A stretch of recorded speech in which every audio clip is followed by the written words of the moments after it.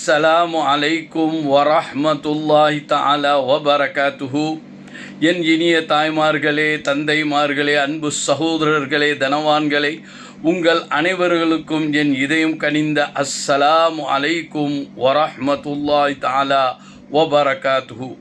அளவற்ற அருளாளனும் நிகரற்ற அன்புடையனுமாகிய அல்லாஹ்வின் திருநாமத்தால் என்னுடைய சிறிய உரையை ஆரம்பம் செய்கின்றேன். இன்று நான் பேசவிருக்கும் தலைப்போ 5 ஒரு நாஸ்திகன் கேட்கும் 5 கேள்விகளுக்கு ஒரு சிறுவன் 11 வயது பொருந்திய ஒரு இஸ்லாமிய சிறுவன் கொடுக்கக்கூடிய அற்புதமான பதில்கள்.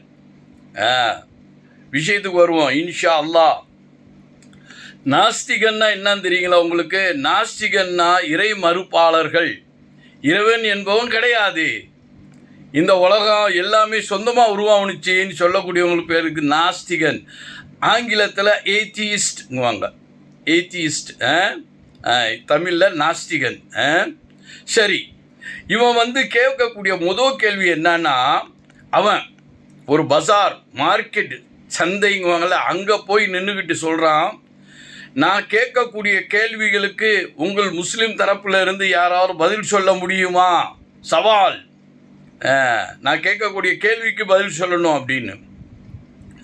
அப்போ என்னடா கேள்வின்னு கேட்கும்போது அவன் எனக்கு நீங்கள் குரானில் இருந்தோ ஹதீஸில் இருந்தோ சொல்லக்கூடாது. நான் கேட்கக்கூடிய கேள்விக்கு பதில் அதாவது என்ன லாஜிக்கல்னால் என் அறிவுக்கு ஏற்கிற மாதிரி ஒரு விஷயமா இருக்கணும். அந்த மாதிரி பதில் சொல்லணும்னு சொல்லி சவால் விடுறான்.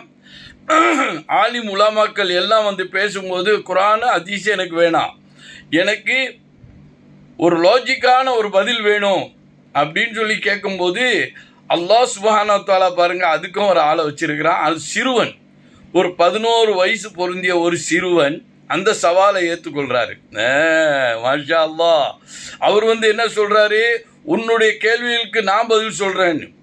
அப்போ அந்த நாஸ்திகன் பார்க்குறான், என்னடா இது ஆளை பார்த்தா சின்ன பயலாக இருக்கிறானே, 11 வயசு தான் அவனுக்கு உண்மையிலே. இவன் நம்மளுடைய இதுக்கு பதில் சொல்ல போகிறான்னு சொல்லதோட இவங்க அழுத்தமாக சொல்கிறாரு அந்த சிறுவர், நான் உனக்கு பதில் சொல்கிறேன், இன்ஷா அல்லாஹ் அல்லாஹ்வுடைய உதவி கொண்டு உனக்கு நான் பதில் சொல்கிறேன்னு. அப்போது சரி வா, கேள்விக்கு பதில் சொல்லி பார்ப்போம் அப்படின்னு சொல்லி எல்லோரும் கூடி இருக்கிறாங்க. அங்கே வச்சு கேள்வியை கேட்குறான். முதல் கேள்வி, அல்லாஹ் சகலத்தையும் படைச்சான் அல்லவா? உலகத்தை அல்லாஹ் தானே படைச்சான் எல்லாம் நீ சொல்கிறீங்களே, அல்லாவை யார் படைச்சது? எப்படி? அப்போ குல் ஹுவல்லாஹு அஹத் அதில் விளக்கம் பூரா இருக்குது. ஈமான் கொண்டவங்களுக்கு அது போதுமானது. ஆனால் இவனும் கொஞ்சம் பிடிவாதம் பிடிச்சவன். அவன் அவனுக்கு எப்படி பதில் தேவைப்படுதோ அந்த மாதிரி எதிர்பார்க்குறான். சரி, அப்போ இந்த சிறுவர் என்ன சொல்கிறாரு? முதல் கேள்வி, அல்லாஹ்க்கு முன்பதா எது? அல்லாவை யார் படைச்சா? சிம்பிளாக அப்படி வச்சுக்கிடுவோமே, அல்லாவை யார் படைச்சான்னு கேட்குறான். அப்போது அந்த சிறுவன் பதில் சொல்கிறாரு, எனக்கு 10லேருந்து நீ கீழே வா. 10 கீழேன்னா எப்படிங்க? 10, 9, 8, 7 இப்படி வான்னு சொல்கிறாங்க. அப்போ அவனும் சொல்கிறான், என்ன 10, 9, 8, 7, 6, 5, 4, 3, 2, 1ன்னு சொல்கிறான். அப்போ சிறுவன் கேட்குறாரு, ஏன் 1ஆம் நம்பரில் நிறுத்தி கொண்டைய, அதுக்கு பிறகு என்ன அப்படின்னு கேட்கும்போது, அதுக்கு பிறகு ஒன்றுமே கிடையாத, சைவர் தானே, எல்லாமே சைவர், அதாவது என்ன சொல்லுவோம், 0, 0 அப்படின்னு சொல்லும்போது அந்த சிறுவன் சொல்கிறாரு, ஏன்னா 10லேருந்து மனுஷன் அமைச்சது 10, 9 கடைசி 1ன்னு சொன்னேன், அதுக்கு பிறகு என்னன்னா அதுக்கு விளக்கம் கிடையாது, அது இல்லைன்னு சொல்றிய, இதுதாண்டா உனக்கு பதில். அல்லாஹ் சகலத்தையும் ஆளக்கூடிய இந்த அல்லாஹ், அவனுக்கு பிறகு தாண்டா மற்றதெல்லாம். இப்போ 1ன்னு சொன்னில, அதுக்கு பிறகு தானே 2, 3, 4ன்னு வருது. அப்போ இந்த அல்லாஹ் ஒருவன் இருந்தான், அவன் இருந்ததுனால தான் மற்றதெல்லாம் வந்தது. அவனுக்கு முன்பதாக ஒன்றும் இல்லை, அவனுக்கு முன்பதாக ஒன்றுமே கிடையாது. அவனே ஆரம்பம், அவனே கடைசி. விளங்குதா? இப்போ அந்த ஒன்றில் வந்துட்டு நின்றாட்டிட்டு அதுக்கு பிறகு நான் எனக்கு இல்லை ஒன்றும் இல்லைன்னு சொன்னிய அதே தான். அல்லாஹ்க்கு முன்பதாக ஒன்றும் கிடையாது. அல்லாவே ஆளக்கூடியவன், சகலத்தையும் படைச்சு ஆளக்கூடியவன் அல்லாஹ் ஒருவன் அப்படின்னு. அப்போ அதை கேட்டுவிட்டு அவனுக்கு அது லாஜிக்காக தெரியுது. என்னடா 1ஆம் நம்பர் சொன்னோம், 1ஆம் நம்பருக்கு முன்னே என்ன சைவர், அவ்வளோதானே, ஒன்றுமே இல்லையே, இறைவன் தான் இருந்தான் முதல்ல, அவன் தான் சகலத்தையும் படைச்சான்னு சொன்னது அவனுக்கு ஒரு நியாயமாக தெரியுது. சரி, அடுத்த கேள்வி, இறைவன் எல்லாத்தையும் பார்க்கக்கூடியவன் சொல்றீங்களே, இறைவன் எந்த திசையை நோக்கி பார்க்குறான் அப்படின்னு சொல்லி கேட்குறான். அவன் இறைவன் ஒரு திசையை நோக்கி பார்க்குறான்னா அது எந்த திசையை நோக்கி பார்க்குறான் அப்படின்னு சொல்லி கேட்குறான். அவன் தான் எல்லாத்தையும் பார்க்கக்கூடியவனாக இருக்கிறானே, எப்படி அது சாத்தியமாகுதுன்னு. அப்போ அந்த சிறுவனுக்கு பாருங்க, அல்லாஹ் சுப்ஹானஹு வ தஆலா அங்கே என்ன மாதிரி அறிவை கொடுத்துருக்கான் பாருங்க. அந்த சிறுவர் என்ன சொல்றாரு, ஒரு இருட்டு அறைக்குள்ள நீ போய் ஒரு மெழுகுவத்தியை கொளுத்துற. நான் அந்த மெழுகுவத்தி எரிய ஆரம்பிக்கும் போதும் அந்த முழு அறையும் அப்படியே வெளிச்சமாவது பார்த்துருக்கியான்னு. ஆமாம், உள்ள முழுசாக அப்படியே வெளிச்சமாகும் அந்த இருட்டு அறையில் அப்படி செய்தால். அப்போ அல்லாஹ் அவங்க சொல்கிறாங்க, அந்த சிறுவன் சொல்கிறாரு, எப்படி இந்த மெழுகுவத்தி எரியும் போது அந்த ரூமே வெளிச்சமாகுதோ அதே மாதிரி தான் அல்லாஹ் சுப்ஹானஹு வ தஆலா இந்த உலகத்தையே சூழ்ந்து இருக்கிறான். வெளிச்சம்னு சொன்னிய அதே தான் அல்லாஹ் சுப்ஹானஹு வ தஆலா அப்படியே சூழ்ந்து இருக்கான் முழு உலகத்தை. இப்போ புரியுதா?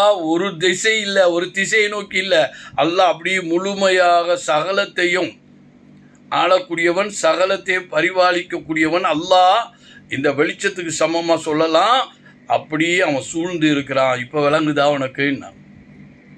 சரி, அதுவும் நியாயமானதுக்கு பதிலாக தெரியுது அவனுக்கு, விளங்குது, அவனுக்கு விளங்கக்கூடிய ஒரு எண்ணம், ஆற்றல் வருது. 3வது கேள்வி,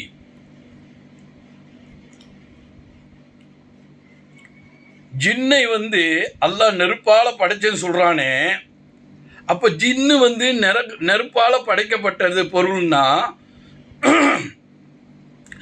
எப்படி அல்லாஹ் சுப்ஹானஹு வ தஆலா அவனை நரகத்தில் போட்டு ஜின்னுக்கு தண்டனையை கொடுக்குறானே, நெருப்பால் தான் கொடுக்குறாங்கிறாங்க.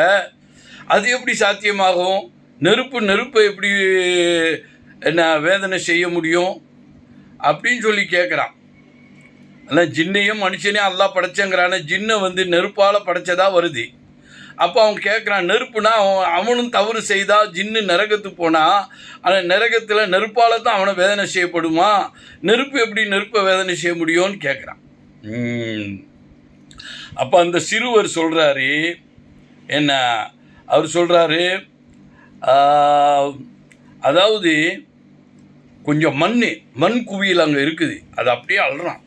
அப்படியே அள்ளி ஒரு பால் மாதிரி கையில் அப்படியே வச்சு டபான்னு அவர் மேலே விட்டு எறிகிறான். அந்த நாஸ்திகன் மேலே விட்டு எறியும் போது அவனுக்கு வலி ஏற்படுது. என்ன இந்த மாதிரி செய்கிற நீனு, என்ன இதை அள்ளி ஏன் மேலே போடுற, எனக்கு வலிக்குது அப்படின்னு சொல்கிறான். ஒரு புடி அப்படி நல்லா அமுத்தி போடும்போது அவனுக்கு வலி வருது. அப்போ அந்த சிறுவன் சொல்கிறாரு, மண்ணால் படைக்கப்பட்டவன் மனிதன் ஆதம், ஆதம் அல்லாஹ் மண்ணால் படைச்சேன்னு சொல்கிறானே, அதுலேருந்து தானே நம்மலாம் உருவாகணும். அப்போ அசல் முதல்ல மண்ணால் தான் அல்லாஹ் படைத்தான். அப்போ அந்த மண்ணால் ஒன்று நான் அடிக்கும்போது உனக்கு வலிக்குதுன்னு சொல்கிறியே, அதே தான் நரகத்தில் ஜின்னு நெருப்பில் படைச்சாலும் நரகத்து நெருப்பை வச்சு அல்லாஹ் வேதனை செய்வான் அப்படின்னு சொல்கிறது உண்மை தானே, சரிதானே அப்படின்னு தான் அது நியாயமாக தெரியுது அவனுக்கு. சரின்னு சொல்லிக்கிட்டான். இப்போ 4வது கேள்விக்கு போவோமா? சரி, இன்னும் உன்னுடைய 4வது கேள்வி. இந்த 4வது கேள்வியை நான் பார்ட் 2ங்கிற ஒரு இதில் நான் உங்களை அணுகுவேன். ஏன்னா டிக்டாக்ல 10 நிமிஷம் தான், அதனால் வபில்லாஹி தௌஃபீக் வல் ஹிதாயா வ ஆஹிரு தாவானா அனில் ஹம்துலில்லாஹி ரப்பில் ஆலமீன்.